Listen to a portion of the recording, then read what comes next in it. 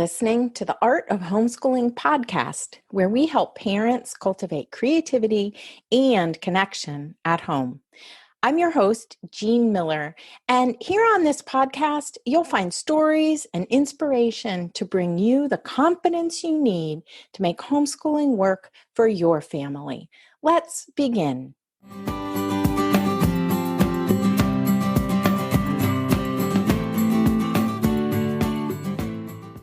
Hello, my friend, and welcome to the Art of Homeschooling podcast. It is the month of May as I'm recording this episode, and as summer approaches, many of you are wrapping up your homeschooling year. Believe me when I tell you, I know how tempting it is to look around and focus on, just think about what didn't get done. The unfinished projects, the books still on the shelves, the plans that just didn't quite happen, or even the skipped lessons. But what if we shifted that focus? What if we paused and instead turned our gaze toward what did happen? Today, I want to talk about the power of celebration. Because when we take time to reflect on our journey, our homeschooling journey, the big accomplishments and the little ones, we actually strengthen learning, connection, and confidence. Celebration is a powerful grounding practice and one that can help create momentum in our homeschools. Research in both neuroscience and psychology tells us that celebration isn't just feel-good fluff. When we recognize our progress, our brains release dopamine, reinforcing memory and motivation. In fact, research out of Harvard Business School shows that reflecting on what we've done helps us perform better moving forward. I'll link to a specific paper in the show notes called Learning by Thinking: How Reflection Aids Performance. Just go to artofhomeschooling.com/episode 228 to find those show notes. Now, in our homeschooling lives, where so much of our days are packed with different subjects to cover, skills to practice, even meals to prepare, reflection and celebration can easily be overlooked.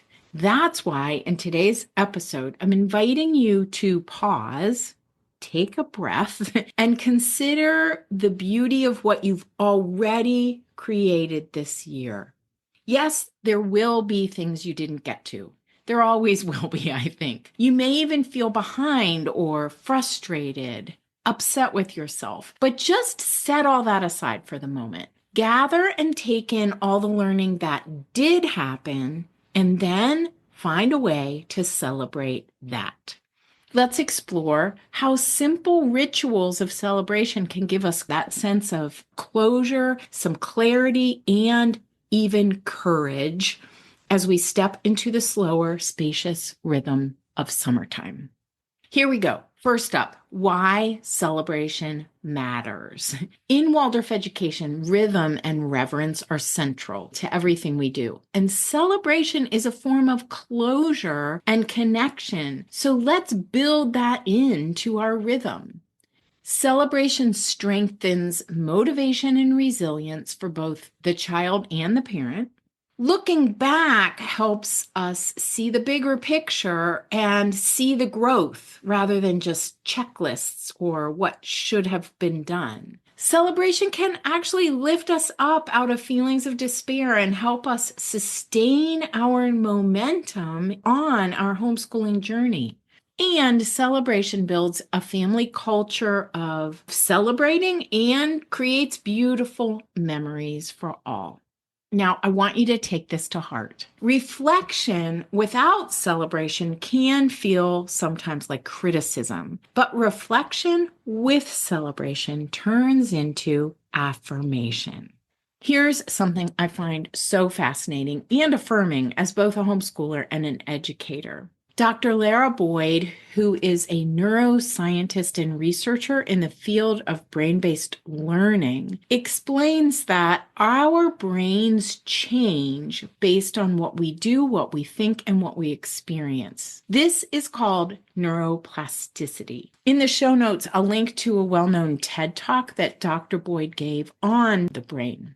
Neuroplasticity is a relatively new concept. Prior to about the mid-1990s, it was believed that the brain did not keep growing past early childhood. But with the latest technology and scientific research, we now know that our brains can reorganize themselves and new neural connections can be made throughout our lives. And one of the keys to making learning stick is the presence of positive reinforcement, those aha moments, feelings of pride, and yes, celebration. Not the platitudes of good job that we sometimes almost reflexively find ourselves saying to our kiddos, but rather seeing their efforts, the work that they've completed, seeing that for what they are, and helping our children notice their progress as well. When we celebrate progress, no matter how small, we help strengthen the neural pathways associated with that activity. That's how celebration can improve learning.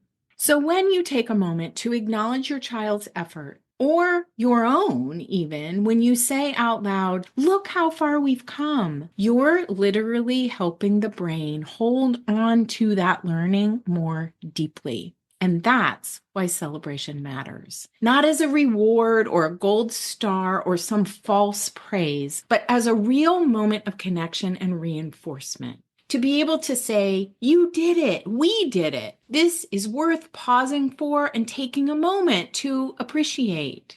Those little moments of acknowledgement go a long way in helping our children grow into lifelong learners, and that's what we want. These little moments help us feel more grounded and confident in our role as homeschool guides, homeschool leaders. Now, you might be wondering what to celebrate. There are so many things, but let's start with a list of ideas for you. You can celebrate the main lesson books, handwork projects, paintings, and drawings. Celebrate progress with certain skills, such as in reading or writing, math. Celebrate accomplishments that aren't just academic. Growth in character, habits, relationships, and emotional milestones. Moments of connection, the days you read aloud on the couch, nature walks you take together, field trips, breakthroughs in learning. And celebrate the behind the scenes work, the planning, the pivoting, the showing up with love even on hard days. Now, here are some ideas for how to celebrate. And of course, this can range from very simple to more elaborate, but celebrating the end of a homeschool year, it might be different every year, but it is such a wonderful tradition to establish. I love hearing all the creative ideas that Inspired at Home members come up with to celebrate their homeschooling year. And here is a list of a few really fun ideas you might want to consider trying. The first is to create a year-end review ritual. You could just simply light a candle, share a favorite memory, read aloud a few main lesson book entries, or look through photos and the work that's been done.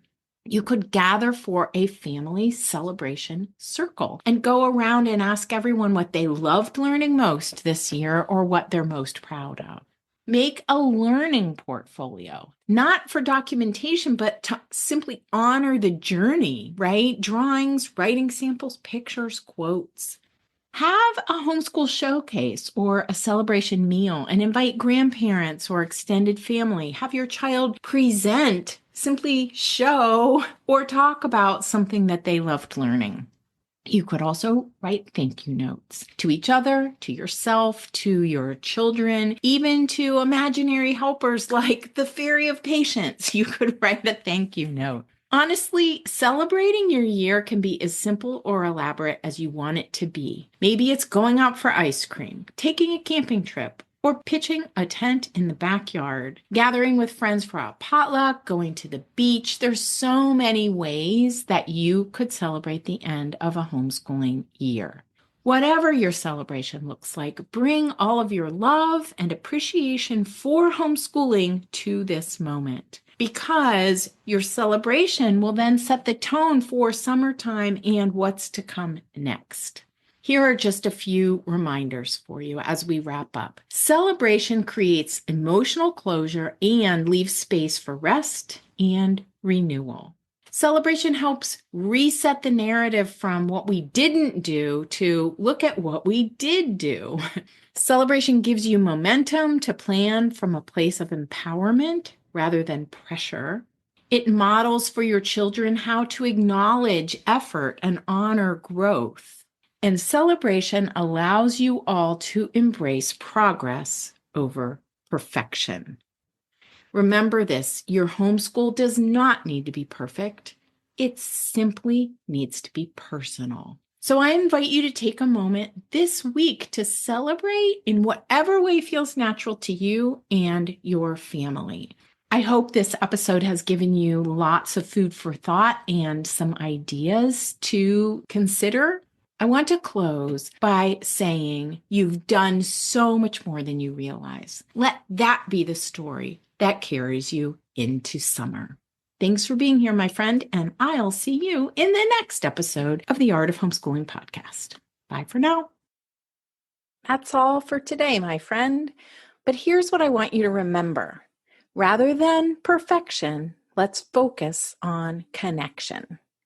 Thanks so much for listening, and I'll see you on the next episode of the Art of Homeschooling podcast.